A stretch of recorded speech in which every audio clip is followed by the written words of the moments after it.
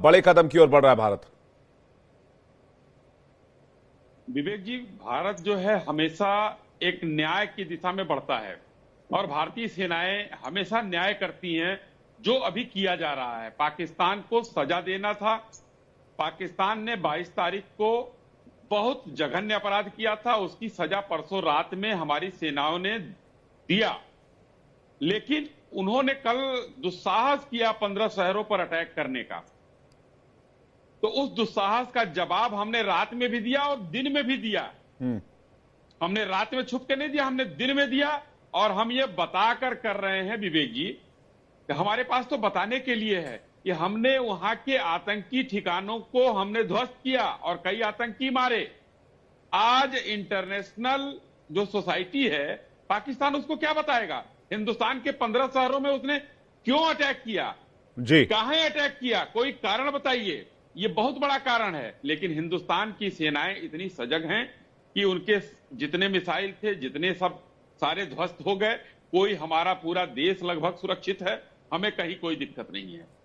आज मजबूत नेतृत्व, सेनाओं के अदम्य साहस के कारण ये दिन हम हिंदुस्तानियों को देखने को मिल रहा है कि हम लोग बैठकर बात कर रहे हैं और हमारे मिर्जा साहब वहां से आज बलोच के लिए और पीओके के लिए अपनी आवाज और बुलंद कर पा रहे हैं। हिंदुस्तान की सेनाएं आज देखिए, सबसे बड़ी बात आज पाकिस्तान में देखने को 2 दिन से जो मिल रहा है, मुझे तो लग रहा है कि पूरा पाकिस्तान ने मान लिया है कि हम, जय हिंद सर, जय हिंद।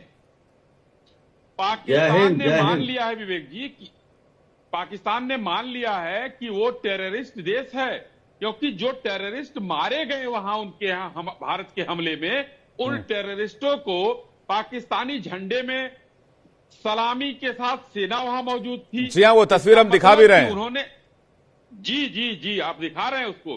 तो उन्होंने मान लिया। हम कहने की कोशिश करते थे कि पाकिस्तान टेररिस्टों को शरण देता है, वहां का पनाहगार है उनका। लेकिन आज ये साबित पाकिस्तान ने कर दिया कि पूरा देश ही आतंकी है, जिसमें सबसे बड़ा आतंकी उसका वो मुनीर है, मुल्ला मुनीर है।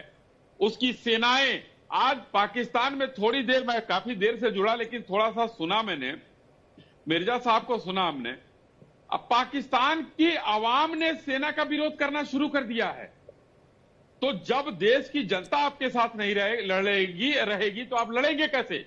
आज हिंदुस्तान की जनता, हिंदुस्तान की सभी दल एक साथ, एक आवाज में बात कर रहे हैं। सेनाएं तो अपना लड़ रही हैं, अपना काम कर रही हैं।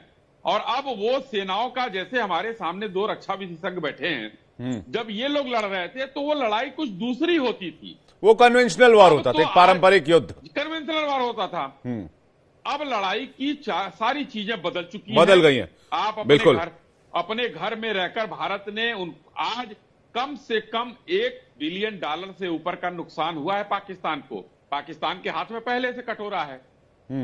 $1 बिलियन का ये नुकसान और भी होगा। अभी ये बंद नहीं होगा। माननीय रक्षा मंत्री जी ने जो कहा है वो कार्य चलता रहेगा।